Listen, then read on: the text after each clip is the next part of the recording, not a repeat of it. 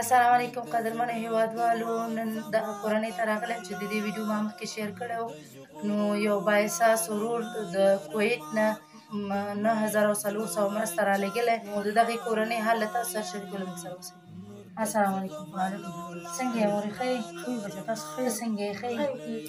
څنګه یې ګرمي سره؟ ګرمي خو ډېره وخت تېرېږي، دغسې حال دی. تاسو یې نه ګورئ خو بچیان دغسې مو عمر دی او دغسې مو ژوند دی. خدای پیدا کړي دي، خدای بندګان یې ناست دي.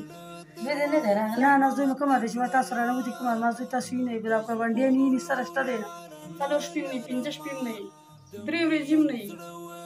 دا نو اوس دغلته ناست موږ نشته دی. خدای مې شته. تا خیر خیرات راکړی، بل خیر خیرات راکړی. دغه کوټې قرار به نه پرته نه شو لنډولی. او سړی راشي، سبا هم راشي، بېګا هم راشي. موږ څه چې یم که ناروغه شوم خدای ته پرتې یو، مړي شوم هم چې خدای درګاه ته پرتې هېڅ شی هم نه لرو.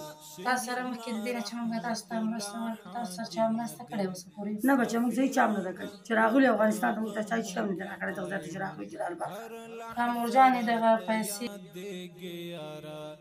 د کویت نه 9400 روپۍ دي. بڼه مې درد کوي خوږېږي یاره، لکه ما زړه بیخي دردېږي یاره، جدایي ستا بیخي بې زغمه ده اوف، د اوښکو له زوره رالوېږي یاره، درد مې د زړه دروازه ماته کړله، نور د ژغورلو لاره نه لرمه، د مین زړه و چاته حال ووایم، نور د زغملو لاره نه لرمه، لالیه ولې دې تنها کړمه زه. 100 روپۍ دې مور؟ 9400. 100 روپۍ؟ 9400. ښه، دغه مرسته چې هغه ورور کړې ده هغې ته څه ویل غواړئ؟ هغې ته موږ چې خدای دې ښه اوسه وکړه، خدای دې آباد کړه، خدای دې ویدان کړه، چې ته یې خدای دې خوشحاله کړه، خدای د نورې متویر کړه، خدای د نورې متویر کړه، چې ته یې خدای دې عمر ډېر کړه، هر چا کې دې خدای سرپور تللی او چې موږ سره مرسته وکړه، موږ سره مرسته وکړه، د سره الله مرسته وکړي. دغه مرستې اوس چې راوړی په دې لږ خپل ضرورت پوره کړي، که نور وروڼه مرسته وکړي انشاءالله هغه هم تاسو الله دې ښه اوسه وکړي. تاسو ته دې خدای وکړي او چا رالیږلي هغه ته دې خدای وکړي او خدای دې اجر ورکړي په هغې دنیا او په دې دنیا. خورکۍ ته څومره خوشحالې؟ زه ډېره خوشحاله یم.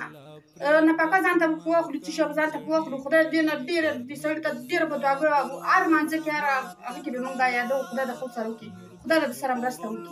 خوشحاله اوسه. ورور څخه نړۍ مننه کوم چې د دې کورنۍ سره مرسته وکړو. اوس تاسو خپله دغه کور ولیده چې هېڅ شی هم پکې نشته؟ هېڅ شی هم نه، هغه پیازونه نسوالي راغلي دي موږ او ښځې ورته کې پاچۍ کې راچولي د کور کې هېڅ هم نشته، ناهیلې دواړه ښځې ناست دي، اوسه پورې د زوی دره کې نشته. نو دغه مرسته هم ورکړو تر څو خپل ضرورت پوره کړي. هیله کوم هېوادوال دغسې دا ډېر کورنۍ دي چې موږ ویډیوګانې کړي او مرسته ورته رسېدلی نه دی او ستاسو مرستې ته اړتیا لري. نو هیله کوم د هغوی لاسنیوی کوي. نو که چېرې غواړئ مرسته وکړي، زما د وټساپ شمېره ده 080 نه دې ماته سوې شبرغان کې شهید